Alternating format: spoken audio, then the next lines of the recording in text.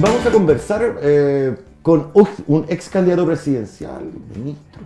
O sea, el hombre es de los pesos pesados, como podríamos decir.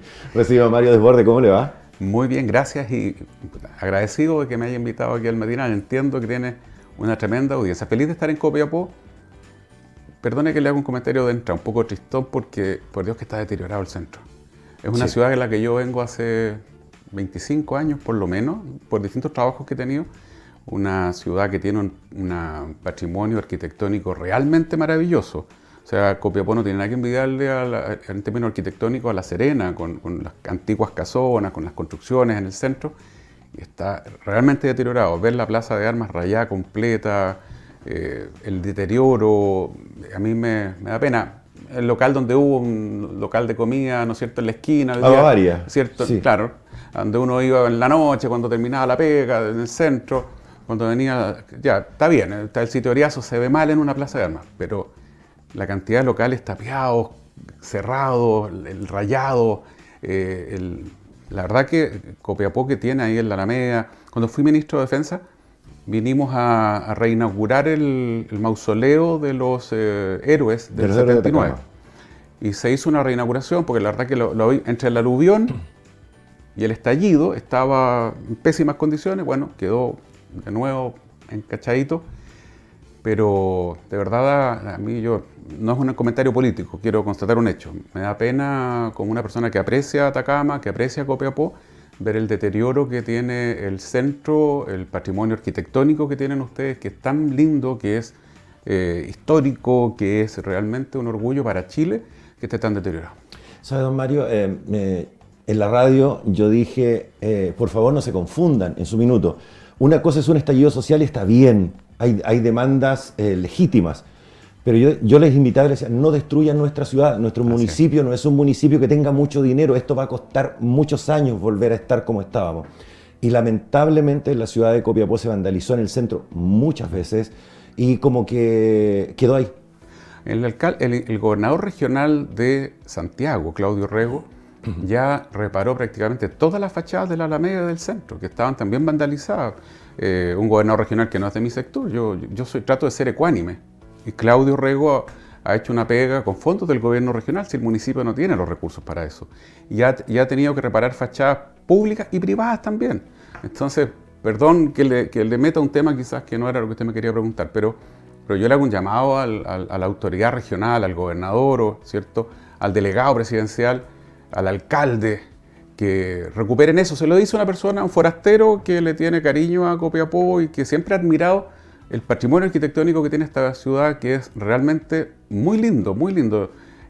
Yo creo que hay pocas ciudades en Chile que conservan la arquitectura del 1800, de principios del 1900, como conserva Copiapó. Y Copiapó podría, ¿cierto?, junto con yo venía a Caldera de vacaciones, había Inglesa, etc., junto con el Desierto Florido, con Caldera, con Huasco, con San Félix, que es maravilloso. Yo creo que quizás, que me perdonen, tanto más lindo que el Elqui. Yo conozco San Félix, he estado ahí con los amigos, los mulets del Pisco X, digamos, el Horcón Quemado, etc. Esta región tiene un patrimonio arquitectónico, un patrimonio cultural maravilloso, para tener también un turismo tan fuerte, tan potente como el que tiene la región de Coquimbo, que vive probablemente en buena parte del turismo. Pero para eso hay que recuperar la ciudad capital, hay que empezar por eso y el nivel de deterioro, porque recorrí varias calles del centro, es muy alto y eso es complicado. O sea, el turista, la persona de fuera, al ojo, uno llega a Copiapó y lo que primero que ve es, de verdad, comparado con lo que uno ve de antes, un deterioro gigantesco. Lamentablemente no me queda más que decirle que usted tiene toda la razón. No tengo palabras para defenderlo, básicamente porque, claro, tuvimos la mala idea de acostumbrarnos a ver la ciudad así. De hecho, en la noche hay problemas de iluminación en la plaza nuestra. Y también se lo tomó el comercio sexual en la noche, sí, ¿para qué vamos a tapar el sol con un dedo? Entonces, claro, se produce eso, lo cual, claro, nos expone a críticas como las que usted está haciendo, que están súper bien fundadas, por cierto. Aprovecho su tribuna para eso, de verdad, con todo el cariño por Copiapó. Es una ciudad a la que vengo hace décadas, por trabajo, por paseo, por descansar muchas veces. y que uno pasaba a Copiapó y miraba el centro, miraba las casonas, miraba los edificios antiguos, patrimoniales bueno, perdón el que me desviara un poco, pero sí, no hay problema. Un comentario ahí. Don Mario, entrando ya al terreno, hay un término que se está viralizando, por decirlo, en el mundo político, que es se destapó la olla. Con este caso Fundaciones, se pone en vilo todo lo que tiene que ver con la política. ¿Cuál es su opinión al respecto de eso? Mira, ayer estuve en el Palacio de la Moneda después de 1 año y medio que no iba. Conversé con el presidente Boric un par de segundos, conversé con el ministro de Hacienda, conversé con el presidente de Revolución Democrática. Y el presidente de Revolución Democrática me decía, Mario, no generalicemos, ¿no es cierto? No generalicemos, no hagamos de esto una guerra. Sí, está bien, perfecto. No toda la gente de Revolución Democrática está metida en esto. Pero aquí lo que se ha destapado es una corrupción que, perdónenme, se institucionalizó, aquí se flexibilizaron normas, aquí se relajaron los controles, aquí se aumentaron los montos que se podía entregar a dedo. No solo por el gobierno regional, que es el caso de la región del Biobío, también por los servicios, como el Servio, como el Ministerio de Vivienda. Entonces, cuando uno junta todos esos antecedentes, más lo que salió ahora de que no había que informar al Consejo de Auditoría los traspasos de fondos, la verdad que no se pueden quejar de que la gente sospeche. Yo decía en un canal de La Competencia, en un par de matinales la semana pasada, que empecé a ir de nuevo a algunos programas, el ministro Jackson, uno podrá estar de acuerdo o no con él. A mí me incomodó siempre su actitud de que es la superioridad moral. Y él lo dijo, somos superiores moralmente. El ministro Jackson hoy día para el presidente de la República es un problema porque se lleva pésimo con la oposición, pero también se lleva muy mal con buena parte de los parlamentarios que respaldan al gobierno. Pero quiero ir a un punto específico. El ministro Jackson debió haber renunciado, o le debieron haber pedido la renuncia hace rato, no solo por las fundaciones. Uno podría decir que quizás él no tiene nada que ver con las fundaciones. Pero sabe usted, yo fui ministro de Estado como usted señaló. A mí me tocó, llegó la Fiscalía con la PDI a la Comandancia y Jefe del Ejército, ni más ni menos, y me dice, tenemos que llevarnos los computadores. Allí hay un tema de secreto militar. Entonces le dije al fiscal, mire, conversemos con la PDI. Siéntese en los computadores, saque todo lo que sea ordinario, reservado y confidencial. Lo secreto, revíselo, mírelo, y si lo necesita me lo pide. ¿Le parece? ¿Estamos de acuerdo? Estamos de acuerdo. Y había un error en la orden judicial, etcétera, pero uno como ministro no se le pasa por la cabeza decirle a la PDI, no puede hacer la pega. ¿Qué hizo el ministro Jackson? O su ministerio. Y eso es lo que la gente debe saber. Antes del robo de los computadores, el día antes, llega la PDI, no a llevarse computadores, a respaldar la información, o sea, con discos duros externos, a enchufarlo, a copiar la información y les deja de vuelta a los computadores a los funcionarios. ¿Y me va a creer usted que el ministro y la autoridad del ministerio le dijeron a la PDI que venía con orden del fiscal, no puede retirar las cosas porque no tiene una orden del juzgado de garantía? ¿Cómo se le ocurre a un ministro impedirle al fiscal y a la PDI hacer su trabajo? Ese solo hecho es más que suficiente para que el presidente le diga, ministro, váyase. Y la ciudadanía también tiene todo el derecho a decirle, oiga, si el que nada hace, nada teme. Estamos hablando de un fiscal de la República, un ente autónomo. Estamos hablando de nuestra policía de investigaciones, que llega a un servicio que es público al respaldar información y no se los permiten. Entonces, ¿cómo quieren que la gente no sospeche? ¿Cómo quieren que la gente no crea que esto es una maquinación mayor en donde se están llevando en camiones miles de millones de pesos? La corrupción hay que combatirla venga de donde venga. En la derecha hemos tenido casos de corrupción gravísimos, efectivamente. En las Fuerzas Armadas, en Carabineros, en muchas instituciones. El punto es que uno tiene que ser capaz de condenar, perseguir y sancionar lo más rápido posible. Hay un tema que salta ahí y se ha hablado en el mundo político también cuando decía esto es grave porque le están quitando la plata a los más pobres de Chile y eso no tiene perdón. Así es. Hay varios casos emblemáticos, por supuesto los de Antofagasta. El gobierno regional de Biobío debe responder, porque ¿cómo tú le entregas 250 o 270 millones de pesos a esta señorita de la ropa interior, al margen de eso, para un proyecto que es capacitar a los vecinos en cómo limpiar las bancas y los columpios de la plaza. Ese era el proyecto. Sí, claro, sí, O sea, por ahí. ¿les parece razonable a la gente que nos está viendo que se pase tanta plata para un proyecto tan ridículo? O sea, ahí uno dice, ¿sabe qué más? Aquí hay algo de hondo, aquí hay algo raro. En Arica, una fundación que se dedicaba supuestamente a atender niños con TEA. Casos que son extraordinariamente complejos, casos humanos que son difíciles. Y nos encontramos con que esa fundación recibe un par de miles de millones de pesos y no solo no hace la pega, sino que además le cobra a los papás y a las mamás de estos niños. Se destapa ahora este caso Kimun, donde está privado de libertad este señor Ancalao, 1.600 millones de pesos. Y así nos estamos encontrando con una serie de casos en donde uno dice, se justifica el proyecto, primera cosa, porque uno, mire, sabe que se hizo un proyecto que tenía sentido, que tenía razón de ser, que tenía buen fundamento, en una fundación con 2 o 3 años, 5 años de experiencia, etcétera, y se robaron la plata. Pero aquí no, son fundaciones nuevas, 0 kilómetros, sin ni una experiencia y además para proyectos realmente que son una burla. Esta organización en Antofagasta para mejorar fachadas cuando no ha tenido nunca en su vida experiencia en eso. Y uno dice, ¿cuánta empresa chiquitita, mediana, pyme de la región, que está inscrito en los registros del Servio, inscrito en los registros del MOB, que ya se quisiera postular una cuestión de esa, que se dedica a ese negocio, a ese es su rubro, arquitectura, mejoramiento, ¿cierto? Obras menores, y sin embargo a esas empresas medianas, pymes de las regiones, las dejan fuera para regalarle la plata a esta fundación.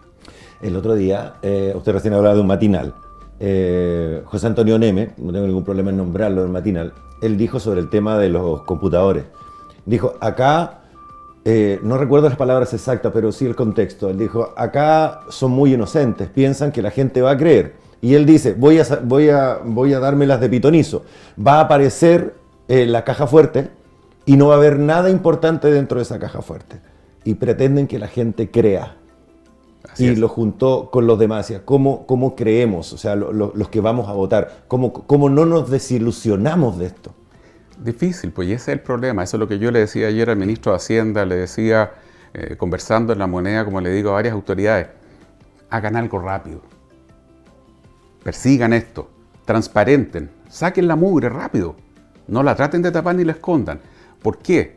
Porque está en riesgo. Y también que la muestren, por sería supuesto, importante. Pero por supuesto, si aquí está en riesgo la democracia. Lo que usted dice, yo creo que es el corazón del problema. La ciudadanía dice, ¿sabe qué más? Son todos corruptos. Sí. Todos los políticos son sucios, todos los políticos están metidos en cosas, entonces ¿sabe qué más? No me interesa la democracia. Y cuando ya empezamos a perderle el respeto a la democracia, ¿qué es lo que pasó en Venezuela? En Venezuela, ¿cómo llega Chávez al poder? Cuando los partidos políticos y la política se había corrompido tanto que la ciudadanía dice, ¿sabe qué más? No tengo alternativa ante estos que se han robado con camiones las platas públicas. Le doy una oportunidad a este caballero. Se empieza a debilitar la democracia, se empieza a debilitar la confianza de las personas en la institución. Por eso, uno tiene que establecer controles mucho más rígidos. Conversé con el Contralor la semana pasada, el Contralor General de la República. Le ha pedido al Congreso, en los últimos 2 años, 30 veces, medidas sencillas. Me va a creer que todavía no se las autorizan. ¿Sabe? Yo lo comentaba justamente con José Antonio Neme en el matinal la semana pasada. Una de las medidas que pidió el Contralor, mira la locura que pidió, que la Contraloría tenga acceso directo, con clave, a las cuentas corrientes de los servicios públicos. Mire qué difícil, de los municipios. Acceso para ver a dónde transfirieron las plata, cuánto llegó, a dónde se fue la plata, que es algo básico. Y me va a creer que el Contralor no se le ha autorizado a eso y la Contraloría no tiene acceso. Si quisiera revisar las cuentas del Servio acá de Atacama, si quisiera revisar las cuentas del gobierno regional, de la prefectura de Carabineros, etcétera, del Ejército, de todo. Si aquí... En resumen es que le permitan hacer su pega. Claro, eso es. Pero imagínese qué cosa más evidente y sin embargo no se le ha dado. Entonces, también le dije ayer al ministro de Hacienda, oiga, ministro, ¿para qué hacemos más comisiones? O sea, dejémonos de lado las comisiones rimbombantes que al final no resultan en nada y hagamos lo que el Contralor pidió, son 30 medidas, ahora ya. Y el próximo año, yo espero que el gobierno en el anuncio de presupuesto del próximo año nos diga, ¿sabe qué más? Vamos a hacer un esfuerzo especial. Yo vengo peleando por un esfuerzo en seguridad ciudadana, que es un tema que a mí me apasiona, que es un tema que yo, que usted lo dijo, fui carabinero, fui subsecretario de investigaciones, trabajé en Gendarmería, institución a la que yo quiero mucho. Es necesario un esfuerzo ahí, pero para hacer un esfuerzo en eso, para concederle, el ministro de Hacienda me decía ayer, Mario, ayúdame con lo de la reforma tributaria. Dije, es difícil, pero ya conforme, pongámonos en un caso generoso y que la oposición diga, vamos a apoyar la elusión, la evasión, aquí y allá, son 8.000 millones de dólares adicionales, más el royalty, si junta todo eso. ¿Y quién fiscaliza eso? Entonces, yo espero que en la ley de presupuesto venga una glosa especial que diga, ¿sabe qué más? En 3 años o en 2 años le vamos a aumentar a la Contraloría en un 50% la dotación de personal. Vamos a aumentar sus capacidades, le vamos a aumentar la tecnología. ¿Cuánto auditor, cuánto ingeniero comercial, cuántos profesionales, cuántos técnicos calificados con un curso relativamente breve podrían mañana ser estupendos fiscalizadores de la Contraloría? No necesitamos formar profesionales en 10 años.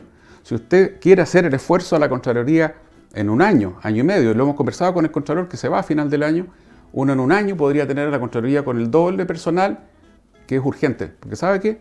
Y perdone que me extendiera, la mitad de los municipios de Chile está siendo investigado hoy día. Hoy día están casi todos los gobiernos regionales siendo investigados hoy día. Entonces estamos en el límite de una suerte de precipicio.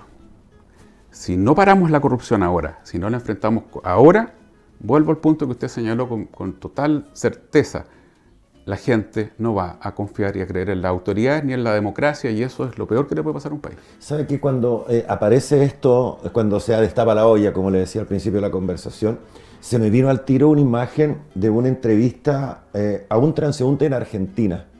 No quiero estigmatizar a los argentinos para nada, esto voy a tratar de ser lo más específico posible. Y le dice, ¿por quién va?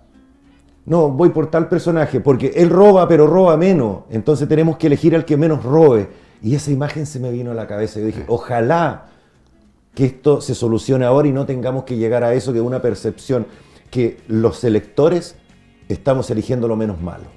Es la realidad que nos está golpeando a todos quienes estamos en política. Mi madre vive en la comuna de Maipú, en Santiago, una comuna de clase media, hace ya muchos años, arriendan casa ahí. Tenía que operarse de cataratas en el hospital público, era para 2 años. Así que hicimos un esfuerzo y se opera en una clínica que está en Alameda, con las rejas, para los que conocen Santiago, estación central, sector medio. Y la acompaño, la llevo, son los 2 ojos. Y mi madre me dice, pucha, hijo, la gente se acerca y te habla y empieza, oiga Mario, pero ¿cómo es posible ustedes, los políticos, que ya? Y sobre todo el segmento medio, dice, ¿sabe qué? Nos tenemos que operar en esta clínica, no la voy a nombrar, privada, ¿no es cierto?, haciendo un esfuerzo económico, porque la salud pública, pese a todo el esfuerzo que se ha hecho, no da. Y tenemos que estar esperando 1 año o 2 años por un examen.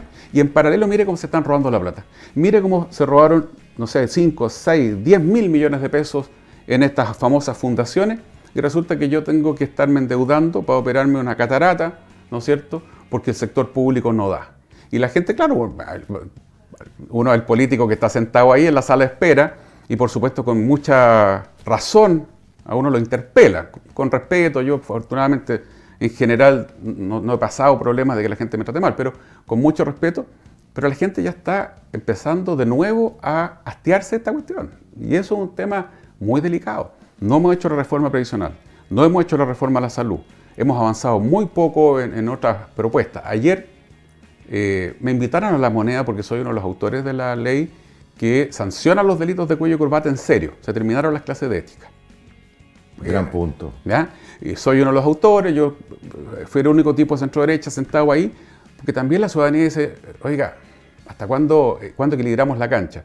Entonces, no solo se deteriora la confianza en la democracia, hay otro factor que también es importante. La ciudadanía empieza a decir, ¿sabe qué más? Me prometieron hace 3, 4 años, hablamos recién del estallido. El estallido tiene un componente de violencia inaceptable, condenable, pero tiene otro componente que mucha gente de derecha le cuesta ver, de cientos de miles de personas que salieron a las calles exigiendo cambio en temas sensibles, temas importantes. El presidente Piñera avanzó en la PGU, que es un tremendo avance como lo fue antes algunos de los avances del presidente Lagos, el auge, la presidenta Bachelet, ¿no es cierto?, con el pilar solidario, se avanzó en la PGU. Pero los demás temas están sin resolver. Y en paralelo, la gente dice, no me solucionan los problemas que para mí son urgentes, y sin embargo veo cómo se están robando la plata. El cóctel es bien complicado, ¿eh? Sí, quiero tocar un tema. En ese asiento ha habido gente, de hecho ayer estábamos hablando con una candidata a alcalde que es comunista, o sea, acá somos abiertos a todo, pero también nos gusta hacer las preguntas como son. O sea, acá no es una entrevista, yo no lo estoy entrevistando. La idea es que yo voy a llegar más tarde a mi casa y voy a decir, ¿sabes qué? Estoy hablando con Mario Desbordes, estuvimos conversando. Sí. ¿Qué pasa con esto que los políticos hasta un tiempo atrás eran una clase que miraba hacia abajo nomás? Y después viene el estallido social, cuando la gente demanda ciertas cosas de los políticos. Pero ¿a qué quiero llegar con eso? Que independiente de la corriente política, nosotros le hemos preguntado lo mismo. La gente salió a la calle por mejor educación, sí, por mejor clase política, mejor aquí, mejor allá, mejor allá. Y de repente nos dicen, nueva constitución. En ningún momento se pidió una nueva constitución. Si uno hace un análisis de lo que pasó en ese periodo y que me tocó estar en primerísima fila, efectivamente en las primeras semanas la ciudadanía pedía educación, salud. El orden era el siguiente: pensiones, salud, abusos en general, entre medio, por ejemplo, los precios de los medicamentos, y de ahí venían una serie de otras demandas. Sí. Pero era pensiones, salud, etcétera, el CAE y otras cosas más. Las primeras 2 o 3 semanas, el ex senador y hoy día secretario general del PS, Escalona, salió en una entrevista y publicó una caluga, el diario La Segunda. En mi casa, dice, a mi casa fue Mario Desbordes y esa fue la primera reunión que permitió llegar al acuerdo del 15 de noviembre. Efectivamente fue una de las primeras reuniones. Hay gente de derecha dura que dice, pero mira el acuerdo que hicieron. Primero, teníamos un componente de violencia tremendo que a Carabineros lo postró. Y lo dice el general director Mario Rosa cuando dice estuvo a punto de caer la moneda y el Congreso. Pero en paralelo, y ese es el punto más importante para mí, cientos de miles de personas en las calles. Hubo un día que hubo 3 millones de personas a nivel nacional, 1,5 millones en Santiago, que nos demandaron reformas. Estuvimos con los acuerdos hechos, con los acuerdos terminados, pero lamentablemente en su minuto mi gobierno no quiso avanzar en esa reforma y hoy día estamos al debe. Ahora, sí, a finales de octubre la demanda empezó a cambiar un poco y efectivamente ahí muta un poco hacia la Constitución después de esa gran marcha. Mire, vengo del Liceo A109 de la Comuna del Bosque. Para los que no conocen Santiago, la Comuna del Bosque es una comuna popular. Mi liceo es un liceo humilde, no es un liceo de élite. Estudié en una escuelita básica pública que se está cayendo a pedazos y por lo tanto defiendo una necesidad de una educación pública. En un matinal me emplazaron en ese minuto, me dice, ¿qué sabe usted de pensiones? Mi padre tiene una pensión de 200.000 pesos, literalmente después de toda una vida de trabajo. Como le digo, viven en la comuna de Maipú, etc. Entonces, efectivamente usted dice, los políticos miran de arriba, no vengo de esa tradición política en donde, cierto, hay una suerte de casta, no pertenezco a ese grupo, y por lo tanto intentamos avanzar en esta reforma, y yo le quiero decir con total franqueza que la política en general está al debe. Y está al debe en temas que son extraordinariamente sensibles y graves. Creo que la reforma previsional del gobierno no es buena, se lo dije ayer al ministro de Hacienda, se lo dije la semana pasada a la ministra del Trabajo, pero podemos avanzar. ¿Cómo no vamos a ser capaces de avanzar en un acuerdo y ceder para allá y para acá y llegar a un acuerdo, un término medio razonable? Si el tema de las pensiones no da para más, el tema de la salud ya no da para más. Le vuelvo a insistir, la gente hoy día nos está diciendo, compadre, usted me prometió el 2019 y yo me fui para la casa, ¿cierto? Que la nueva constitución venía, pero además venían reformas, porque no solamente le dijimos a la gente, tenemos un proceso constituyente por delante, también le dijimos que íbamos a hacer las reformas. Y como le digo, las reformas no están hechas. Entonces, a mí por lo menos me preocupa mucho, transito por Santiago, por Talca, por donde vaya, solo, por la calle sin problema, la gente se acerca, a uno le conversa, le dice, ya, pues Mario, oye, guatón, puta, ¿qué pasa con esto? Y es cierto, no hemos hecho los cambios y no hemos hecho las reformas. La PGU es un tremendo avance, vuelvo a decir, del gobierno del presidente Piñera, pero está pendiente todo lo demás. Hay una cosa, saliéndonos un poco de ese tema y entrando un poco en lo que tiene que ver la región de Atacama. Se habla de un royalty minero, ¿cierto? Sí. Perdóneme, tal vez lo peyorativo que voy a hacer, pero se habla, ya, el royalty minero, ¿dónde está la minera? Antofagasta, Atacama. De hecho, usted sabe que está en una zona minera. Sí. Y nos dicen, hay un 100%, pero después nos dicen, no, porque de ese 100%, el 65% se va a Santiago y queda un 35% para repartir. Y después nos llega a los medios de comunicación, obviamente, el detalle de cómo se va a repartir el dinero. Y resulta que en los lagos, donde hay una faena minera que extrae greda, va a tener los mismos ingresos de la región de Atacama, que tiene 35 faenas mineras funcionando en este minuto. Y si lo llevamos comparativamente al gasto que tiene la municipalidad, le alcanza para 2 meses. Y nos damos cuenta también que Antofagasta no tiene una doble vía entre Calama y Antofagasta, que son la carretera donde se mueve el cobre. Entonces nos sentimos también en desmedro de otras ciudades, porque el impacto que se está teniendo es aquí, en esta región. La contaminación es en esta región y Antofagasta. Pero cuando nos dicen hay regiones que ni siquiera hay minería y van a recibir casi lo mismo que nosotros, nos sentimos perjudicados.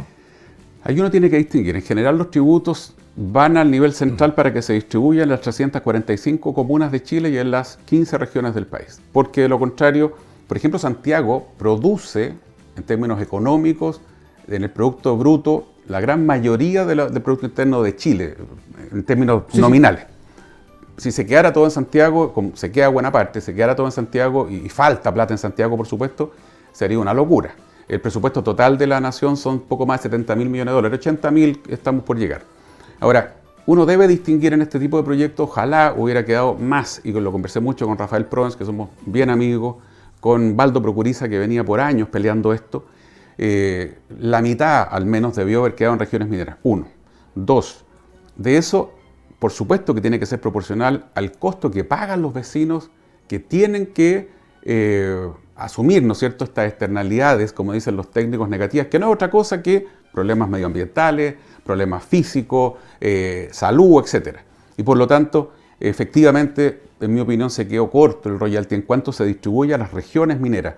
Le voy a dar el ejemplo, para no entrar a lo que usted mencionó en la región. Yo estuve en Calama hace poquito y la gente de Calama me dice, nos pasa el tren con el concentrado de cobre por el medio de la ciudad. Sí. Todos los días, varias veces al día, en la noche, etc. Y uno está en el hotel, porque yo no vivo en Calama, obviamente uno llega a un hotel y en la noche, si uno no está acostumbrado, se despierta 2 o 3 veces por el tren, claro, que pasa por el medio de la ciudad. Entonces, la gente de Calama, al igual que la gente de acá de Atacama, con razón dice, perdóneme, está mal pelado el chancho. ¿Cierto? El Chañaral, el nivel de contaminación sigue siendo un nivel altísimo. Nosotros hablamos de la zona de sacrificio de Quintero en Santiago, pero no olvidamos de Chañaral. El Chañaral es una zona de sacrificio aquí y en la Quebrada del Ají. Entonces, efectivamente, yo creo que hay que hacer una revisión de eso respecto de los recursos que tienen que quedar en las regiones con zona minera, porque no tiene ni un sentido lo que usted dice. O sea, yo no tengo el dato exacto en la mano porque no es mi área la minería, pero obviamente cuando uno va a regiones y voy harto, surgen estos temas. Si uno tiene una faena minera, como usted dice, de este porte en la región de los lagos, no puede tener la misma cantidad de recursos que Atacama. Eso es ridículo. Y alguien no solo se equivocó, sino que ahí empieza el jueguito de necesito los votos de este, del otro, el de más allá, por un lado, y la necesidad constante que tienen las regiones de recursos. Entonces, eso se puede revisar, se tiene que revisar y se debe corregir. Pero sí una parte, vuelvo a insistir, debe ir al erario nacional, más que a Santiago. Las mineras no pueden seguir teniendo las patentes en Santiago, o sea, eso es ridículo, pagan los tributos en Santiago, no solo en Santiago, en determinadas comunas, Las Condes, Vitacura, fundamentalmente. Pero a nosotros nos dicen, queremos descentralizar el país. No, si eso... mire, se avanzó supuestamente en descentralización creando los gobernadores regionales. A mi juicio eso no es una descentralización real. Los países desarrollados, y este es un tema que a mí me apasiona, la descentralización, yo soy nacido en la región de Valparaíso, viví muchos años en la región del Maule. Los países desarrollados descentralizan fundamentalmente a través de los municipios, los gobiernos locales. Sí, claro. En Francia, en España, el 70% del presupuesto se gasta a través de los gobiernos regionales, ¿cierto? Depende de cada país, ¿cierto?, la organización que tenga, pero dentro de ese 70%, 60, 70 va en los gobiernos locales, en el municipio.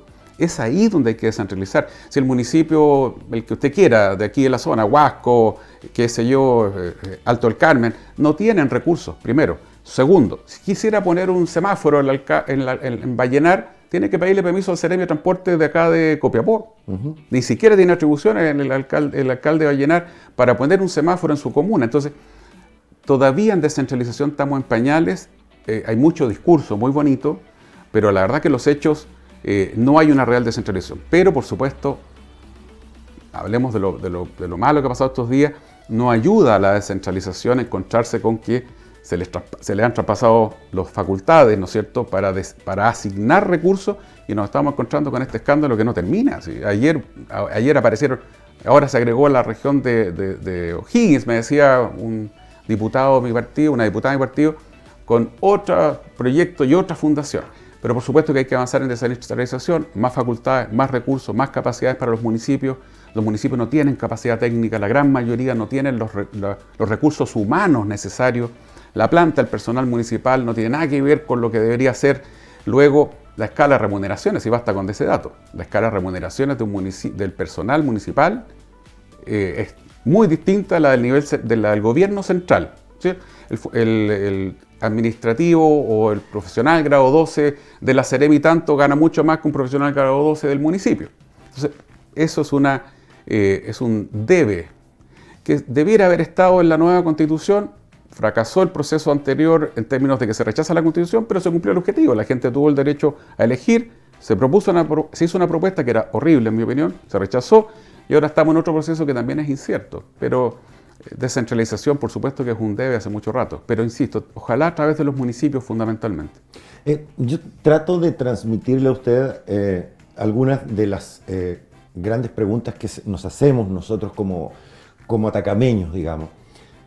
A nosotros, incluso usted estaba recién tras las pantallas cuando yo estaba leyendo los portales y decía la región de Atacama ha crecido un 65% en generación de energía solar. Y nos dicen, sí, Atacama va creciendo, estamos generando más energía. Pero cuando hablamos de dónde va a subir más la electricidad, esa es la región de Atacama. Y nadie se pregunta dónde va la energía que tanta grandilocuencia colocan en los titulares. Nadie dice, eso va para el metro de Santiago y eso va al sistema interconectado central y no nos reporta cero beneficio. Así es. Yo le quiero agregar varias cosas a eso. Mire, estamos atrapados entre los extremos en todo. En tema medioambiental, estamos atrapados entre un sector que dice haga lo que se le dé la gana, la tierra es suya, los animales son suyos, disponga de ello, olvídese, ¿no es cierto?, de cuidar el medio ambiente. Y el otro extremo que nos tiene amarrados de mano, que dice no puede tocar nada, no haga nada. ¿Y por qué le digo esto? Viene una delegación de Cores de la región de Valparaíso a conocer la desaladora de acá de la región. De Caldera. Me encontré con ellos ayer en el avión.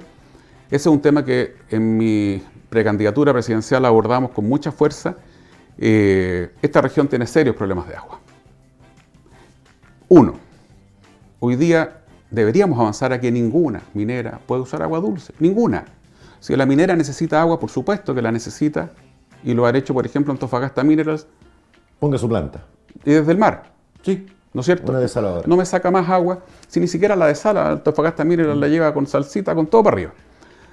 Hoy día las plantas desaladoras modernas, y eso me asesoró Pablo García, que es el experto, uno de los más grandes del mundo, y es chileno, doctor en la Universidad de Arizona, está a cargo del doctorado. Las desaladoras modernas ya no contaminan, no son esas desaladoras que la sal, ¿no es cierto?, que se producía después de la osmosis inversa, se tiraba con palas al mar. Eso ya no existe. Y mataba toda la biodiversidad que había. Claro, eso ya no existe. Fíjese usted que en Israel, soy bien amigo del embajador, del anterior embajador, estuve mirando allá cómo lo estaban haciendo. En Arizona, usted entra el agua, el tubo, y si usted necesita desalar en caldera, si necesita desalar en todas las etapas para acá, las plantas son del tamaño de un contenedor pequeño y usted va desalando lo que necesita en cada zona. Uno. Dos, con la energía eléctrica que se está produciendo en la región por energía solar, el costo de la desalación ha bajado tanto que esa agua ya debería tener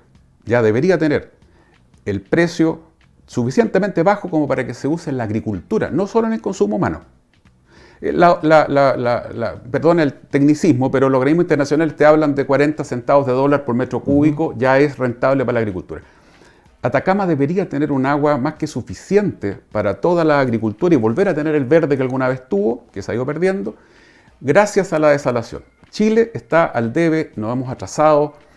Vea por favor las noticias en Italia, en España, que están reaccionando recién. Pero tenemos un vecino en el norte que es Perú, que está invirtiendo en desalar con plantas estatales. Yo creo que esto lo tiene que hacer el Estado. El Estado tiene que tener roles como este, ¿no es cierto? Porque si yo concesiono a privado, probablemente el precio no va a ser el correcto. Porque, por supuesto, entre medio la necesidad lógica de tener utilidades. El Estado debe hacerse cargo del tema de la desalación de agua, de asegurar el consumo humano, de asegurar la provisión de agua razonable, pero además de transformarnos de una vez por todas en la potencia alimentaria. El desierto va avanzando, ya llegó a la región metropolitana y va a llegar a la sexta región en poquito tiempo más. ¿Y sabes lo que es ridículo? Me lo planteaban los israelíes. Chile tiene una distancia de mar a cordillera promedio 144 kilómetros. O sea, yo entiendo que a Mendoza sea difícil llevarle agua, o a San Juan sea difícil llevarle agua de mar, Sí, 1000 kilómetros. Pero ¿cómo es posible, me decían los israelíes, que Chile tenga problemas de abastecimiento de agua? ¿Cómo es posible que Chile tenga sus problemas si tiene la costa a 100 kilómetros? Cuando hoy día la tecnología permite desalar a precio razonable, con la energía solar que tiene esta región, ¿no es cierto?, con una calidad, con una capacidad gigantesca, y por lo tanto, ahí yo, derechamente, todos los últimos gobiernos y están absolutamente al debe. Se lo planteé al ministro de Economía en algún minuto, al ministro de Energía, ayer estaba la ministra de Medio Ambiente. O sea, ¿qué estamos esperando? El cambio climático ya nos arrasó, ya se nos vino encima, estamos en la época de la ebullición, dice la ONU. Para los que lo niegan el cambio climático, asómense y vean lo que está pasando. En Santiago, Sí, claro. en Santiago nos acabamos de quedar sin nieve, porque tuvimos temperaturas altísimas en la Cayó cordillera. nieve y se mantuvieron sobre los 24 grados, se fue Se al derritió diablo. la nieve. Sí, ¿Qué vamos a claro. hacer ahora? ¿Con qué nos vamos a abastecer? ¿Y qué seguimos esperando? Entonces, efectivamente, usted tiene razón. Debe haber a lo largo de Chile un gran plan nacional de provisión de agua y de energía eléctrica y de aprovechamiento de nuestras potencialidades, entre otras la energía solar, de manera tal de que las regiones se vean beneficiadas. No es posible que a ustedes les suba la luz cuando están produciendo energía eléctrica en cantidad industrial. No es posible que esa energía eléctrica se vaya fundamentalmente a las grandes empresas mineras, que está bien. La minería hay que apoyarla, sustentable, compatible con el medio ambiente. Pero para eso hay que también hacer sentir a la ciudadanía que vive en torno a esa minería que también le llegan los beneficios. Y por eso la crítica que usted está haciendo la comparto al 1000%, y es un deber al país. Aquí, mire, que vengan a ver la planta desaladora, perfecto, pero aquí deberían haber 5 desaladoras funcionando en paralelo, ecológicas. Por una simple lógica, estamos llenos de mineras, las mineras necesitan agua, deberíamos tener desaladoras sí o sí. Y para la agricultura, y recuperar los grandes valles agrícolas de esta región que durante siglos fueron, ¿cierto?, de los más productivos de Chile, y que hoy día están transformados 3/4 parte en desiertos. Y hoy día, bueno, Ahora están vendiendo leña de parra, ya no se está vendiendo uvas. Así es. Entonces, mire, vuelvo al caso Italia, en la zona de Perugia, están recién haciendo su primera desaladora por la crisis que les pegó ahora. Nosotros vamos para allá, ¿no? La crisis, el cambio climático va a golpear a Chile más que a muchos otros países en el mundo, producto del lugar donde estamos ubicados. Es realmente ridículo que eso no lo transformemos en una oportunidad. Perdón que me fuera en este tema que a mí me apasiona. Sí. Pablo García, que no tiene color político, le insisto, doctor en hidrología, es el jefe del doctorado en hidrología de la Universidad de Arizona. En el mundo hay 2 potencias en el tema del agua: Israel y el estado de Arizona en Estados Unidos. ¿Sabe usted que, perdón los que nos están viendo que estoy lateando, pero en Arizona el estado subsidia, cierto, de Arizona subsidia para los agricultores los hidrogel para sus plantas, de manera que una vez que usted le pone un hidrogel a una planta de parra, consume el 10%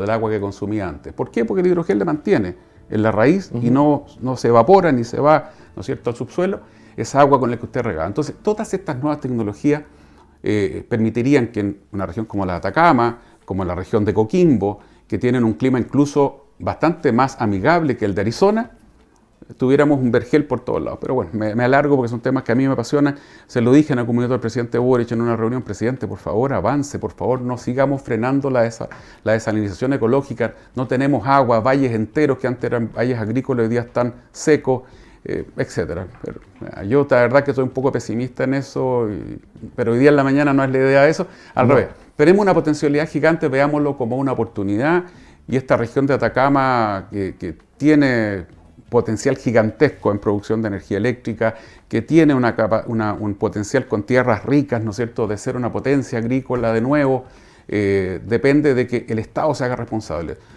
Yo creo en el libre mercado, creo en el libre emprendimiento, pero también creo que el Estado tiene roles que cumplir, y en eso el Estado hoy día está al debe también en esta región y en Chile entero en estos temas.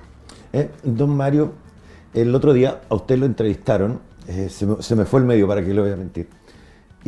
Pero antes de eso, le quería mencionar, ahora con las redes sociales, los programas de streaming, qué sé yo, aparecen nuevas figuras políticas. Entre ellas, Pancho Rego. Y resulta de que a Mario Desbordes le preguntan cómo vería a presidente de RN a Francisco Rego. Y usted prefirió no referirse a eso. Mire, él ha sido muy duro en tratar al resto del partido con el que no comparte opinión. Yo lo lamento, es un joven que tiene un tremendo potencial. Yo espero que la experiencia política que va a ir adquiriendo lo ayude en eso. Él no ha tenido jamás un cargo ni público, no ha sido concejal, no ha sido alcalde, no ha sido diputado, tampoco ha tenido cargo en el partido. Y yo creo que es bueno que él vaya adquiriendo esa experiencia. Espero que no sea secretario general de Renovación porque gane mi lista, no porque tenga algo contra él en lo personal, para nada. La que preside esa lista es mi amiga María José Catico, una senadora extraordinaria de la región de Los Ríos, extraordinaria, mi amiga personal. Pero yo creo que Paulina Núñez, que es la que preside la lista mía, ¿no es cierto?, que es una senadora de la región de Antofagasta, joven también, es mejor carta para dirigir el partido. Ahora, vuelvo a insistir, con Orrego, ojalá le vaya súper bien, que tenga un gran futuro por delante. Lo que sí yo difiero de él es que yo creo en la lógica que me contó tantas veces don Sergio Nofre Jarpa, la política de buscar, ¿no es cierto?, defender tus ideas, pero lograr acuerdos, dialogar, conversar, ponerte firme en tus temas. Don Sergio fue en el homenaje que le hacen a don Patricio Elwin, no don Sergio, a don Patricio Elwin, como el hombre del siglo, la Universidad Alberto Hurtado. Esto está en YouTube, por favor, lo pueden encontrar. Don Patricio le dedica a Sergio Nofre Jarpa una parte de su discurso y le dice, yo quiero agradecer, no estaba don Sergio ahí ya en ese minuto, quiero agradecerle a Sergio Nofre Jarpa por el trabajo que hizo como oposición en permitirme gobernar, en permitirme con los acuerdos democráticos que hicimos, ¿no es cierto?, la democracia de los acuerdos, hacer los grandes cambios que Chile necesitaba, y se explaya a don Patricio agradeciendo a Sergio Nofre Jarpa. La gente tiene en la retina un Jarpa de derecha dura, etc. Era un hombre que siempre planteó, defendamos nuestras ideas con responsabilidad, lleguemos a acuerdos, dialoguemos, conversemos. El llegar a acuerdos no significa transar, no significa ser chueco, no significa ser traidor, ni nada por el estilo. Significa entender que la política es una responsabilidad. Si estamos en política, somos responsables ante la ciudadanía de la pega que estamos haciendo. Y si yo pasé por la política 1, 2, 3, 10 años y no soy capaz de mostrar en mi trayectoria hacia atrás un solo acuerdo que haya beneficiado a la gente, entonces fue un fracaso mi paso por la política. En ese sentido, recomendarle a Pancho que mire con mejores ojos el diálogo, la conversación. En eso él ha sido muy crítico. Pero fuera de eso, yo espero que él le vaya bien, que tenga un buen futuro en la política, que vaya adquiriendo experiencia, etc. ¿Y cómo está la interna de RN? Estamos en una elección ahora, el 19 de agosto. Si alguna persona la que nos está viendo es militante del partido, este sábado 19 de agosto tenemos elección nacional. En la lista que yo integro como candidato a vicepresidente va Carolina de la Carrera, que es concejal nuestra acá de Copiapó, también como candidata a vicepresidenta. Encabezada esta lista por Paulina Núñez, y esperamos ganar. Pero fundamentalmente lo que nos urge es que tenemos que reconstruir Chile Vamos. Chile Vamos está hoy día en el suelo. Tenemos que volver a tener una coalición fuerte, que todos los lunes se reúna, como lo hacíamos, me tocó a mí como presidente de partido, con una conferencia al final de la reunión que demostraba que habíamos dialogado, que habíamos conversado, que nos habíamos puesto de acuerdo en qué hacer políticamente. Dialogar con republicanos, que tienen su camino propio. Ellos tienen un camino, nosotros el nuestro. Ponernos de acuerdo en la municipal, llevar candidato a alcalde común, conversar con amarillos y con demócratas. Ayer tuve una buena y larga conversación con el senador Patricio Walker. Hacer una oposición firme, fiera con el tema de la corrupción, firme con el tema contra la delincuencia. O sea, que me va a decir a mí que no estoy firme y apoyando a nuestras policías, a nuestros gendarmes, ¿no es cierto? Pero al mismo tiempo capaz de llegar a acuerdos, dialogar, pensar en la ciudadanía. Si la gente, ¿para qué nos engañamos? La gente termina diciéndonos, déjense pelear, pónganse de acuerdo una vez por todas, claro, porque ¿sabe qué más? Yo estoy aburrido de verlos pelear a ustedes, mientras tanto yo sigo esperando la solución a esto, a esto, a esto otro. Mire, le voy a hacer una pregunta y lo voy a hacer como en las redes sociales. Dejo esto aquí y me retiro lentamente. El presidente Piñera dijo que no era descabellado pensar en una alianza de la derecha con republicanos. Y eso como que sacó ronchadas al tiro. ¿Cuál es su opinión al respecto? Mire, varias cosas. Yo creo que el presidente lo hace con la mejor de las intenciones, el expresidente. Pero es evidente que no hay ni una posibilidad de una alianza de republicanos hasta demócratas y amarillos, porque demócratas y amarillos no van a estar nunca en una alianza con republicanos. Es como aceite y agua. Segunda cosa, yo lo decía anoche con las chiquillas y chiquillos que nos acompañaron, dirigentes del partido con los que me junté anoche, cuando uno está en una fiesta, saca a bailar, ¿no es cierto?, con la expectativa de que te acepten el baile. El presidente lo que hace con eso es un gesto de quiero sacar a bailar republicanos, pero los republicanos no quiere bailar con nosotros, nos va a dejar con la mano estirada. Y yo lo conversaba con Kass y con su gente, con José Antonio. Ellos tienen un proyecto que es paralelo, que no va, ¿cierto?, no tiene incorporar la idea de aliarse con Chile Vamos. Y eso es legítimo. Tenemos diferencias con republicanos, por supuesto.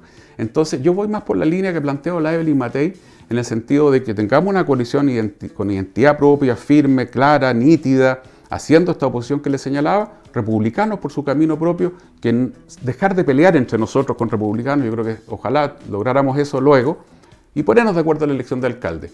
Pero el presidente Piñera, digamos, creo que peca de generoso en usar un concepto, porque es evidente, y lo conversaba ayer con Matías Walker, el senador y uno de los líderes de Demócratas, nunca van a hacer una coalición con republicanos, seamos objetivo en esto. Así que yo preferiría que amarillos, demócratas se juntaran y al minuto quizás incorporaran a Chile Vamos, y como le digo, con republicanos vamos a estar de acuerdo en algunas cosas, en otras no vamos a estar de acuerdo, y espero que en temas de alcalde y alcaldesas llevemos un solo candidato. Eso yo creo que es lo que tenemos que dialogar hoy día con el Partido Republicano, y hacer una oposición leal, constructiva, pero firme, fiera contra la corrupción, y en los casos que nos tocan a nosotros de corrupción, ser igual de fieros, sí. Eso es un desafío también importante. Tomás Morchatti el otro día, Tomás Morchatti ahora ya es todo un influencer de las redes sociales con sus críticas, digamos, señaló el otro día que nunca había visto un gobierno de izquierda hacerle tan buena campaña a un gobierno de derecha. No hay duda que la mala gestión de este gobierno, que es objetivamente mala en muchas áreas, está ayudando a que no sean reelectos ellos. ¿Quién los va a reemplazar? Eso no lo sabemos.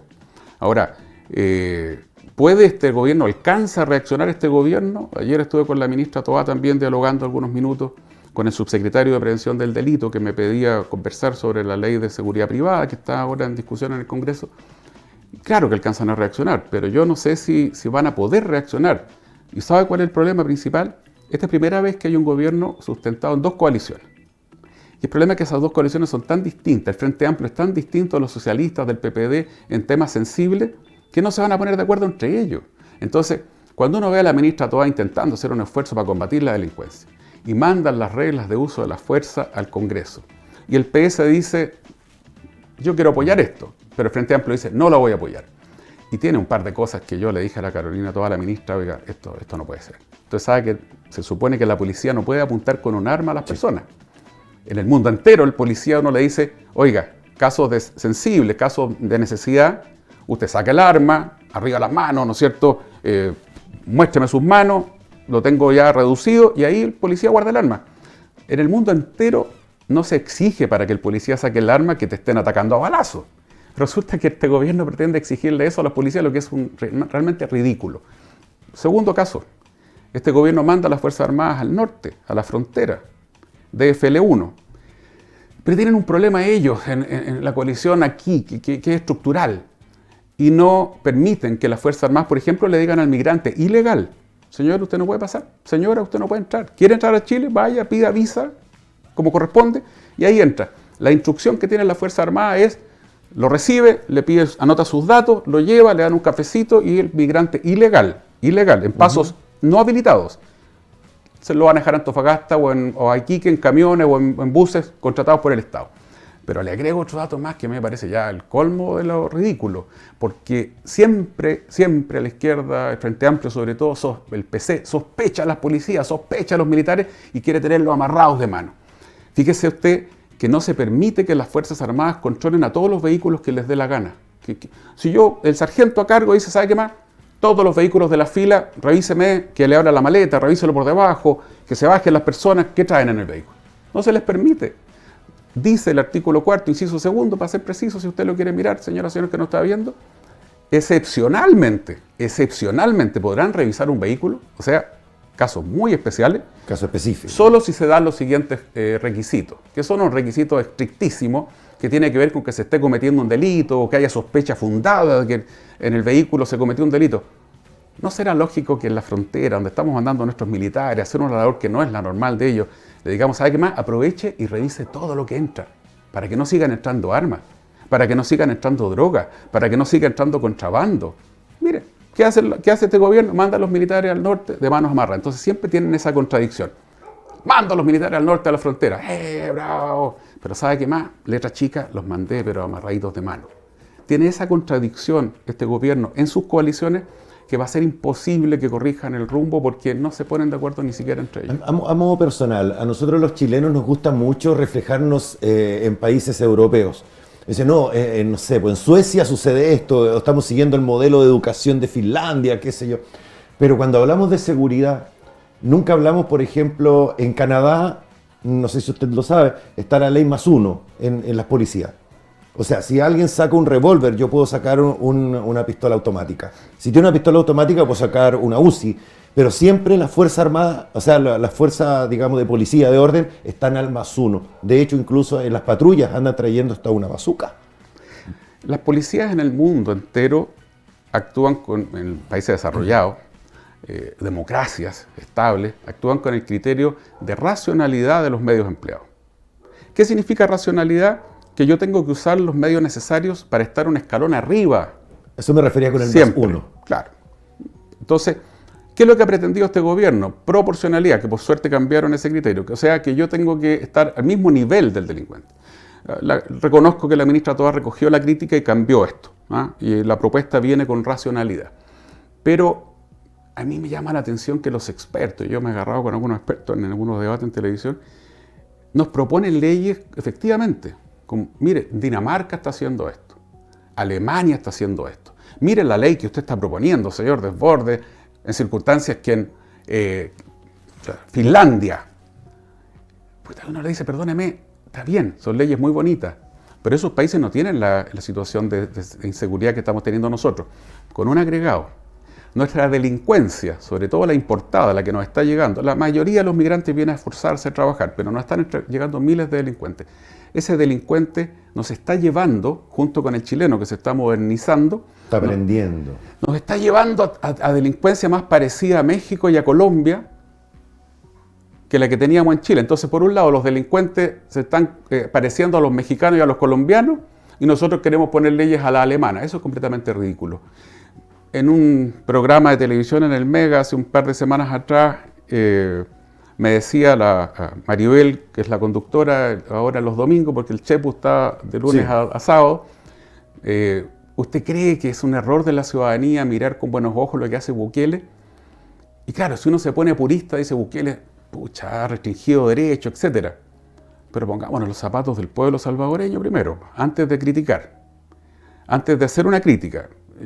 Sí, hay crítica objetiva, yo soy abogado. Lo miramos con ojos de chileno, no lo miramos con ojos salvadoreños, digamos. Si uno conoce las maras y tengo la experiencia de haber estado en la cárcel en Honduras, dialogando con el líder de la mara MS-13, dentro de la cárcel de alta seguridad hondureña, pedí conocer esto, por último para dialogar, estuve con las policías hondureñas una semana de visita, yo era subsecretario de investigaciones, viendo el tema de la delincuencia allá. Si uno conoce esas realidades, la verdad que tengamos cuidado. ¿Por qué? La encuesta CEP dice que la mitad de los chilenos estaría dispuesto a sacrificar derechos con tal de mejorar la seguridad. Y por supuesto, el académico y sobre todo la gente frente amplio dice, ¡uy, espantoso! Y uno le dice de vuelta, perdón, pero si la gente en sectores populares, en sectores medios, en todos lados ya sacrificó derechos. Ya no sale en la noche, está encerrado, ya tiene terror de que sus hijos salgan solos a la plaza. Entonces, perdón, ya los derechos se fueron, ya los sacrificamos libertad personal, sacrificamos una serie de cosas. Hoy día estamos teniendo delitos que no habían existido nunca en Chile. Entonces, por favor, dejemos de pensar en este mundo ideal de Bill Zipap, ¿no es cierto?, como si fuéramos Alemania o Dinamarca, y empecemos a darnos cuenta que si queremos enfrentar la delincuencia en cero, tenemos que hacerlo acorde al tipo de delincuencia que tenemos hoy día en Chile. Y para eso necesitamos mejores policías, tenemos que hacer prevención, tenemos que un montón de cosas, ¿no es cierto? Mejorar la capacidad de la fiscalía, de los tribunales, gendarmería. Conversábamos con la Carolina de la Carrera, recién estábamos tomándonos un café rico ahí en la plaza con un carrito espectacular el café. Y yo me recuerdo haber venido en 95, 96 acá, cuando yo trabajaba en gendarmería, y ya en esa época discutíamos la nueva cárcel, el nuevo complejo penitenciario que necesita Atacama. Todavía no está. Todavía no está. Y este recinto penal penitenciario está completamente colapsado. Gendarmería hace un esfuerzo gigantesco, se sacan la mugre, un nivel de licencias médicas que se lo encargo porque me reúno constantemente con los gremios. Y hoy día además con una delincuencia nueva que ha cambiado la cultura carcelaria a niveles que no conocíamos. Los últimos entre 5 y 7 años nos cambió la cultura carcelaria de una manera brutal y cárceles como la de Atacama, de Copiapó, es una de las que más está sufriendo. Y nosotros le decimos a la gente, mire, vamos a proponer una ley a la alemana, córtela. O sea, la verdad que... Esta cárcel está diseñada en un principio para 150 personas. Así es, la conozco. Y ahora de 150 la hemos cuadruplicado, quintuplicado, y de hecho está el nuevo proyecto, estuvimos hablando con la gente encargada referente a eso, la cárcel en Arenal, que va a estar aproximadamente unos 45 kilómetros de Copiapó, frente a un retén de carabineros. Así es. Está ahí. Pero la necesitábamos. ¿Por qué le quise preguntar esas cosas? Básicamente, bueno, y usted me va a entender, la palabra justicia de repente depende cómo uno la mire, sí. Porque lo que es justo para uno no es justo para otro. A veces en la región de Atacama decimos, pero ¿por qué? Si nosotros somos partícipes activos de la economía, no hay una justicia con nuestra región. Me refiero a que todavía, por ejemplo, bueno, y usted no tiene nada que ver eso, pero solamente se la quiero dar como ejemplo. Acá hubo 2 aluviones, donde hasta el día de hoy hay gente que tiene la casa con barro. Sí. Pero hubo un problema en Santiago, en una semana estaba todo resuelto. Y nosotros decimos, mira, y acá no nos llegaron los fondos que prometieron, no nos ayudaron como teníamos que ayudarnos, y terminamos, y yo me incluyo, yo vivo muy lejos, digamos, de acá, y estaba casi en el otro lado de Copiapó ayudando a tirar pala para sacar barro de las casas. Y nos dio la sensación de que tuvimos que terminar nosotros haciendo eso. Pero me permite terminar, pero de repente cuando hablamos, el royalty minero, sí, viene de tercera y cuarta región, y la justicia hacia nosotros. Creo que es un punto que está al debe. Yo me acuerdo de conversaciones con, en ese tiempo, el senador Procuriza y la promesa que hizo la presidenta en su minuto de varios miles de millones para la región por las emergencias. Sí. Y esa plata al final no llegó a la plata, por distintas razones. Ahora, claro que es una realidad cuando se producen las últimas salidas gigantescas de ríos que inundaron y que dejaron cubiertos de barro zonas importantes de la región de O'Higgins, de la región del Maule. La gente todavía en comunas, ¿cierto?, del Maule, yo estuve recién allá, el presidente vino, nos saludó a todos, nos prometieron cosas y todavía no llega ni el subsidio ni la ayuda física y seguimos con el barro hasta el cuello. Acá pasó exactamente lo mismo, usted tiene toda la razón. Y la gente tiene la sensación de que en Santiago eso no pasa, y es verdad. Vamos al tema de la delincuencia. ¿Usted cree que si lo que está pasando en la Araucanía pasara en Las Condes, Vitacura, Lo Barnechea, Colina, donde yo vivo, la reacción del Estado sería la misma que en Temuco, no, que en Cañete? Obviamente que no. Sería 1000 veces más fuerte, más potente. Entonces, efectivamente, tenemos un centralismo que además tiene que ver con eso, con la distribución de recursos, la reacción, tiene que ver donde vive probablemente quien toma las decisiones. Eso es una realidad. Y esas son las cosas que se pensaba corregir con la creación de los gobernadores regionales. Yo soy partidario, no era partidario originalmente de la creación de la figura del gobernador regional. En mi opinión, Chile no es un país federal, no está pensado en esos términos, y esto es un híbrido muy complejo. Pero ya se creó, está. Y por lo tanto hay que traspasarle todo al gobernador regional. No puede ser que el gobernador regional no tenga a cargo el Servio, por ejemplo. El gobernador regional debe tener a cargo, gobernador, gobernadora, debe tener bajo su responsabilidad el Servio y debe tener los recursos necesarios para enfrentar ese tipo de emergencias como las que usted señala. Deben estar los recursos en la región. Tiene que haber un buen uso de la plata, transparencia total. Debe ser la autoridad que elige la ciudadanía, en conjunto con el alcalde y alcaldesa, el que haga esas pegas. Eso no está en discusión. Y ahí volvemos a uno de los puntos en que estamos al debe como Estado de Chile. Antiguamente, cuando yo llegaba a Copiapó, bajando de Cuesta Cardona y cuando venía por tierra, y veía iluminado Copiapó, y decía, oh, que se ve lindo, es como un hoyo iluminado, pero uno quiere su ciudad, ¿no?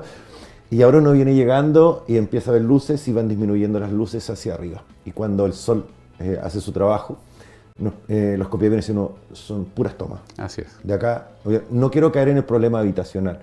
A lo que quiero llegar es que en Copiapó se están dando que sectores de tomas, derechamente nadie puede entrar. Así es. Son territorios de delincuentes. Lo conversábamos en su minuto con un general de carabineros que era el jefe de zona acá, que es compañero mío, general Tobar. Desde su oficina me mostraba, mira Mario, allá arriba, las tomas, el de la jefatura de zona acá de carabineros. Todo eso de allá, esos cerros, es toma. Y la situación de seguridad en esos lugares es cada vez más complejo. Más cercana a cero, diría. Claro. Primero, es difícil entrar porque la infraestructura vial hace súper difícil operar con vehículos policiales entre los pasajes, que son minúsculos, ¿no es cierto? Pero además, vuelvo a insistir, la enorme mayoría de los migrantes vienen a trabajar, se vienen a esforzar. Sí. Han llegado 1,5 millones de migrantes, póngale 800.000 venezolanos. Me reuní con la comunidad venezolana en Santiago varias veces en los últimos 6 meses. Y entre medio han llegado miles de delincuentes. Si llegaron 800.000, entre los 800.000 vienen 10.000, 20.000 delincuentes muy duros, que traen costumbres que no conocíamos, que son de un nivel de violencia extraordinariamente fuerte, el famoso Tren de Aragua, por ejemplo. Entonces, efectivamente, junto con esta migración, nos llegó delincuencia armada, violenta, feroz, que también afecta al migrante, porque los tienen a ellos capturados, etc. Y tenemos que trabajar urgente en eso. Ahora hay ciudades como Antofagasta, como Copiapó, en donde este tema de las tomas, Lampa, en lo que era mi distrito, Lampa, la comuna, en la región metropolitana, la comuna de Lampa, tiene un nivel de tomas que es impresionante. Entonces, estamos en esos lugares con una bomba de tiempo, porque eso va a estallar en cualquier minuto. La gente va a decir que yo no puedo seguir viviendo así, y usted le va a decir, pero ¿qué quiere que le haga? No tengo recursos para solucionarlo, usted viene llegando recién, pero además viene con delincuencia feroz, no entra la policía. Entonces, efectivamente, el cóctel ahí nuevamente es un cóctel muy complejo. Yo no sé cuál será la solución al corto plazo, porque volvemos al otro punto. Usted me dice, ¿qué hacemos? Hay que construir. Lo lógico es que uno diga, primera prioridad son los connacionales, la gente que vive toda su vida en Chile o que lleva 10 años. Ese es el orden que uno debería seguir, ¿no es cierto? Por lógica, digamos. Entonces, nos encontramos con que los recursos para vivienda, el ministro de Vivienda, Carlos Montes, es un tremendo ministro, yo lo respeto muchísimo a Carlos. Cuando te habla del déficit, el déficit en algún minuto eran 400.000 viviendas hace 7, 8 años atrás. Pero hoy día, si sumamos esas tomas, estamos llegando al 1.000.000 de viviendas en déficit. O sea, no solo no lo disminuimos el déficit, lo aumentamos producto de ese ingreso que sigue entrando, dicho sea de paso. Están entrando mensualmente entre 1.500 y 2.000 personas mensuales, por lo bajo, ilegales. Y eso va a ir aumentando y aumentando y aumentando lo que usted está señalando. Entonces, ¿cómo enfrentamos esto? Lo primero es parar el ingreso ilegal de alguna forma. Hay 20 alternativas, hay que ponerse colorado de una vez. ¿Cómo lo han hecho los griegos? Hicieron un muro. Los griegos hicieron un muro. No hablo de Estados Unidos, no hablo de Trump. Los egipcios hicieron un muro. ¿Qué hizo Inglaterra? Es tremendo, es duro, es triste lo que... Pero Inglaterra acaba de construir y ya empezó a hacer funcionar una suerte de campamento de refugiados flotante para que no entren a Inglaterra, flotante. Ahora, está en operación en este minuto. Chile tiene que ponerse colorado una vez por todas y decir, ¿sabe qué más? No entra nadie que no esté autorizado. Yo lo conversaba anoche, nosotros somos como una casa. En el barrio tenemos un incendio, que es Venezuela. 7 millones de personas han escapado del régimen narco-dictatorial de Maduro. 7 millones de personas. Es la crisis humanitaria más grande de la historia de América Latina. De esos 7 millones, más o menos 800.000, vamos para el millón, llegaron a Chile. ¿Sabe usted que Colombia, que tiene 47 millones de habitantes, ha recibido entre 2,5 y 3 millones de migrantes? Nosotros tenemos 17 millones de habitantes, tenemos 1 millón casi. Entonces, hemos recibido mucho más proporcionalmente que lo que nos correspondería. Segundo, yo si tengo un incendio en el barrio, por supuesto recibo a los vecinos damnificados que pueda, pero no tengo capacidad limitada, en mi casa no caben 100 personas, en ninguna casa. Y nosotros hace rato superamos la capacidad. y lo dijo el canciller Van Claveren, Chile ya no tiene más capacidad. Entonces, si el canciller dice eso, bueno, hagamos lo que hay que hacer. Pues. Tenemos varias opciones. El famosa zanja que propuso Katz en algún minuto, que me decían, perdón ministro, encontramos un oficio secreto suyo como ministro de Estado en esta filtración que hubo del Estado Mayor Conjunto, en donde usted como ministro proponía una zanja en el norte. Sí, en conjunto, con el Estado Mayor Conjunto, más las jefaturas militares en el norte, en toda esta zona, hicimos un análisis y la verdad es que hay que hacer una barrera física, algún tipo de barrera física. Dígame usted cuál es, una reja, algunas cosas. El único lugar por donde no entra migrante ilegal en la frontera con Bolivia, que son 900 kilómetros, es la zanja que autorizó la presidenta Bachelet, una minera, que son varias decenas de kilómetros. Por ahí no entra nadie. En el resto están entrando miles de personas. Entonces, la otra alternativa es poner un campamento de refugiados en la frontera con Bolivia, porque Bolivia y Perú claro, dejan pasar no participan de la miles de fiesta. personas, los empujan a que se vengan a Chile y después se desentienden. Ahora, ¿por qué vienen a Chile? También tomemos conciencia que somos un país que ha avanzado, que ha crecido, que se ha desarrollado. Reconozcamos lo bueno que se ha hecho en estos últimos 40 años, ¿no es cierto?, como país. Y por eso se vienen a Chile. ¿Por qué no se van a Cuba? ¿Por qué no se van a Nicaragua? ¿Por qué no? Don Mario, no me queda tiempo, pero no quiero quedarme con un comentario, tal vez una pregunta. Creo que también falta informar. ¿Por qué? Porque de repente, claro, un venezolano dice me voy a Chile porque el sueldo mínimo son $1.000 y acá yo estoy ganando menos de 10 por el mes. Pero nadie le dice a esa persona, un arriendo en Chile vale $350. Sí. Entonces, $500 no te va a alcanzar para mucho. Y Así por eso creo que ahora se está produciendo el fenómeno del retorno. Hay muchos ya que están volviendo a sus países. La cifra oficial de retorno no supera las 3.000 personas. O sea, es menos de lo que ingresa en un mes. ¿Me equivoco que antes era mucho más bajo? El retorno... ¿Sí? ¿Estoy manejando mal la información? No, sí hay retorno. Ya hay venezolanos y haitianos que saben que más no resultó, me tengo que devolver. Muchos de ellos se quieren ir a Perú, se quieren ir, la economía peruana está creciendo más que la nuestra, a Ecuador, pero sigue habiendo más o menos 600.000 personas entre Ecuador y Perú, que cuando pasaron por Ecuador dicen yo voy a Chile. Cuando llegaron a Perú dicen yo voy a Chile. Esa es una población flotante en esos lugares que está esperando poder entrar a nuestro país. Y vuelvo a insistir, sí, es lo mismo que le pasa a Estados Unidos. ¿Por qué el migrante de África se quiere ir a Europa? ¿Por qué entran a Italia? Italia tiene una isla, Lampedusa, en donde ahí amontona a los migrantes, no los deja entrar. ¿Por qué? Porque las condiciones de vida son mejores en Chile que en Venezuela, que en Ecuador, que en Perú. Tenemos un país que está creciendo, que se está desarrollando. Vuelvo a insistir. Somos como una casa, ya no tenemos capacidad. No es ser antimigrantes, pero también hay que ser responsable. El que quiera venir a Chile, que pida venir, que vaya al consulado, que entre legalmente. No podemos seguir permitiendo que entren de manera irregular como estamos hoy día. Démosle a las Fuerzas Armadas la facultad de decir, señor, usted no entra, pare, devuélvase. No tienen esa facultad si es algo básico. ¿O cumple con las reglas o no entra? No me entra. ¿Usted tiene su visa? No. Devuélvase y vaya al consulado de ahí en Bolivia, en cualquiera de las ciudades a que acaba de pasar usted. Son familias enteras, son casos humanitarios tremendos. Pero ya no tenemos más capacidad, por favor, si no da para más. Y por supuesto, eso también va a permitir que una vez por todas frenemos el ingreso de delincuentes. Porque te insisto, son varios miles, si no son 100 delincuentes, son varios miles de delincuentes que hoy día están desafiando al sistema completo. La PDI, conversaba con el director de la PDI la semana antepasada y me decía el director Sergio Muñoz, Mario, estamos enfrentando este famoso tren de Aragua, ya tenemos centenares de detenidos, pero siguen habiendo centenares que todavía tenemos que agarrar. Y esos que van a llegar. Así es. Don Mario, no me queda mucho más tiempo. Le quiero agradecer que haya accedido a conversar con nosotros en la visita a Copiapó y espero que no sea la última, ¿no? No, vengo cada vez que puedo. Insisto, Copiapó, una ciudad que tiene muchos atractivos. Ojalá recuperen su ciudad porque, insisto, está bien deteriorada y eso es un tema que es responsabilidad del municipio, del gobierno regional, etc.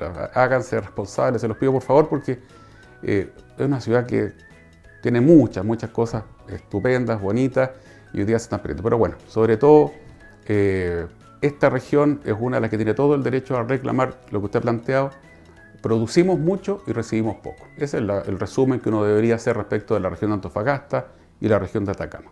Espero la próxima vez podamos ir a tomar un café al Carrito y que Copiapó esté muchísimo mejor. Muy rico el café, que yo la verdad que me encantó y además es un emprendimiento micro empresa y chiquitito, de los que da un gusto apoyar, pero sobre todo cuando lo que venden está bueno. No, pero pasemos el dato, se llama Habibi. El carrito donde venden el café se llama Habibi. Así es. Un gusto haberlo tenido, muchísimas Muchas gracias. Estuvimos hablando con Mario Desbordes, lo invitamos a tomar una pausa comercial. Oye, estuvimos conversando más de una hora, qué entretenido. ¿Sí? Estuvo buenísimo. Volvemos enseguida con el matinal Un Nuevo Día de Atacama Noticias. Quédese ahí, por favor. De veras.